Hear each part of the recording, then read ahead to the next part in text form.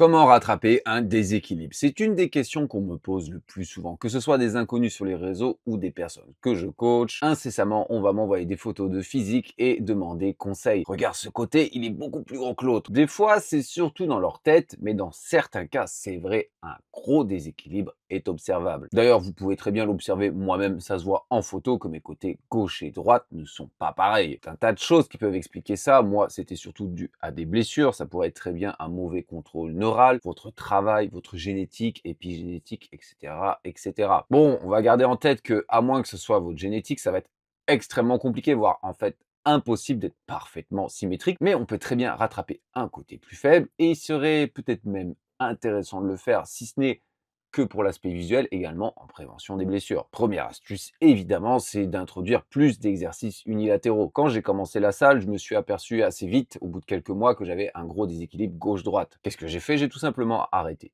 tous mes exercices de barre et je les ai remplacés par des exercices aux haltères. Absolument tout sur les pecs, les épaules, aux haltères. J'ai fait ça pendant un mois et ça m'a bien aidé niveau déséquilibre. Bon, évidemment, moi je suis au school, j'étais dans une petite salle avec pas trop de matériel disponible, mais vous y avez compris, ça pourrait très bien être des poulies ou des machines. Attention cependant aux machines, si les deux bras par exemple sur une chaise presse sont reliés par une poulie, vous pouvez très bien compenser le côté le plus faible avec le plus fort. Donc c'est pas ça qui nous intéresse. Il faut s'assurer que l'équipement soit vraiment unilatéral. Donc si vous faites partie de ces personnes-là qui utilisent surtout des exercices bilatéraux parce qu'on peut mettre bien lourd et que c'est très efficace, peut-être qu'il serait intéressant d'augmenter sensiblement la proportion d'exercices unilatéraux. Même au pire, vous faites que quelques mois, c'est pas grave, ça aura un effet bénéfique sur le long terme. Un pas en arrière, deux pas en avant. La musculation, c'est une question de patience. Deuxième astuce que je continue d'utiliser encore la plupart du temps, c'est de commencer tout simplement par le côté le plus faible. Et ça, quand on a des exercices purement unilatéraux, comme par exemple ça pourrait être un rowing halter à un bras, des fentes, eh bien il n'y a pas que ce côté-là, ce muscle qui travaille, mais également votre gainage qui peut être affecté, votre cardio,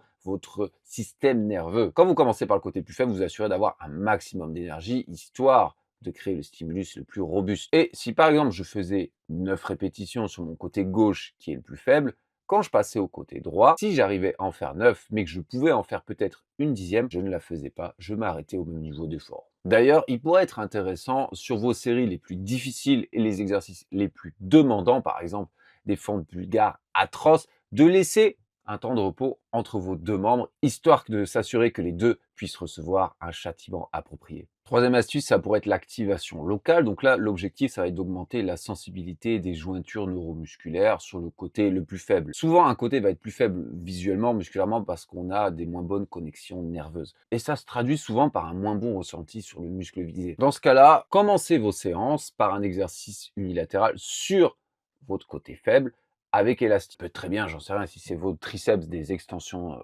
triceps élastiques, tirage, développé. Bref, des élastiques, vous faites des séries plutôt 12, 15, 20 reps avec un tempo contrôlé en essayant de contractant tout le long votre muscle visé et surtout, vous n'allez pas à l'échec. Gardez un niveau d'effort de 5, 6 maximal. Le but, c'est pas de se fatiguer, c'est juste d'activer nerveusement vos connexions avant d'entamer la suite. Et par exemple, si vous ne savez pas quoi faire, j'ai dans 2 vidéos que je vais vous mettre là-haut en description, une version pour ressentir le grand dorsal et une version pour ressentir les pectoraux. On utilise une combinaison d'élastique et d'isométrie pour activer votre système nerveux au maximum. Vous faites ça en échauffement sur toutes vos séances et je vous garantis qu'au bout de quelques semaines, vous allez très vite voir la différence. Quatrième astuce, ça pourrait être le posing. Et oui, comme Arnold à l'époque qui s'entraînait à poser très souvent entre ses séries lors de ses séances afin justement d'amplifier cette connexion nerveuse. Un de mes anciens coachs, Christian Thibaudeau, me racontait l'histoire d'un de ses collègues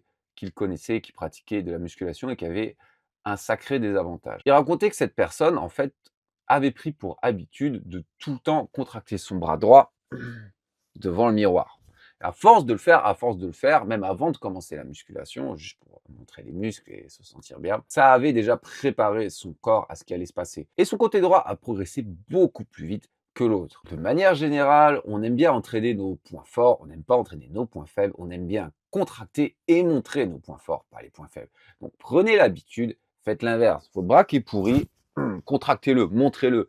Entre vos séries à la salle, prenez un peu de temps devant le miroir ou même chez vous et Essayez de le contracter le plus fort possible et d'améliorer votre connexion muscle-esprit afin d'avoir plus de résultats. Alors oui, j'entends déjà plein de gens qui me disent: «Mais c'est faux, nanani, nanana, la science a pu montrer que» et justement, la science a pu montrer lors d'études que la connexion muscle-esprit ou le ressenti pouvait avoir des effets bénéfiques et n'était pas entièrement inutile. Et d'un point de vue nerveux, ça c'est sûr et certain. Plus on utilise un membre, meilleur il sera. A l'inverse, si votre faiblesse est plutôt en force et non pas visuelle, une technique intéressante pourrait être de commencer justement par le côté le plus fort. Imaginez que sur l'exercice, vous fassiez 12 reps. L'objectif va être ensuite sur le côté le plus faible de faire 12 répétitions. A priori, vous n'allez pas y arriver, mais c'est pas grave, vous allez pratiquer le rest pause. C'est-à-dire que vous allez prendre des courtes pauses de 10-15 secondes, puis refaire des répétitions, peut-être même encore moins de temps de repos, refaire des répétitions et atteindre le nombre visé. Par exemple, vous allez faire 10 répétitions, attendre 15 secondes, 10 secondes et en faire 2 de plus. Alors, le niveau d'effort, le niveau de stress, du coup, sur vos deux membres ne sera pas pareil. Bien compte que d'aller au-delà de l'échec en pratiquant un rest pause, ça crée un stimulus bien plus important. Et ça, sur le long terme,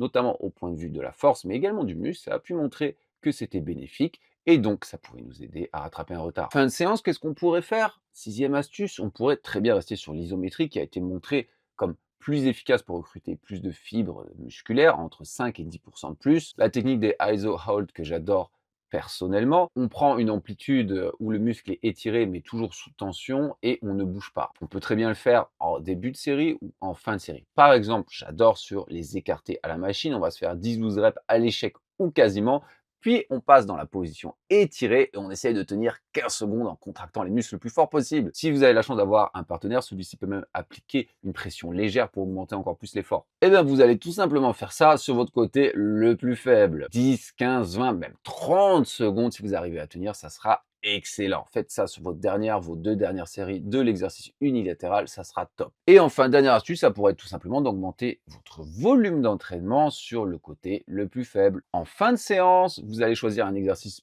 purement unilatéral. Par exemple, si votre biceps gauche est plus faible, ben, vous allez faire un curl aux haltères ou à la machine uniquement sur ce côté-là. 3 à 4 séries de 10 à 12 répétitions. Utilisez un tempo lent. Concentrez-vous sur la qualité d'exécution et de contraction musculaire et ça sera top. Ceci dit, utilisez ces techniques uniquement s'il y a déjà peu de volume d'entraînement sur le muscle. Si vous faites déjà 20 séries de biceps par semaine, ce ne sera pas productif d'en rajouter encore plus. Donc voilà, essayez une ou plusieurs de ces astuces et dites-moi ce qui se passe. Si vous avez d'autres conseils concernant le rattrapage des déséquilibres, n'hésitez pas à nous les fournir en commentaire, c'est toujours très enrichissant. Si vous aimez cette vidéo et que vous la trouvez utile, n'hésitez pas à la partager à quelqu'un qui pourra en bénéficier. Le bouche à oreille reste le meilleur moyen de véhiculer de l'information de qualité et faire grandir la chaîne. Merci. Si vous avez d'autres questions, n'hésitez pas également à les poser en commentaire. Si vous avez besoin de coaching ou de programmes personnalisés, allperformance.fr pour les trouver ou contactez-moi directement sur mes réseaux.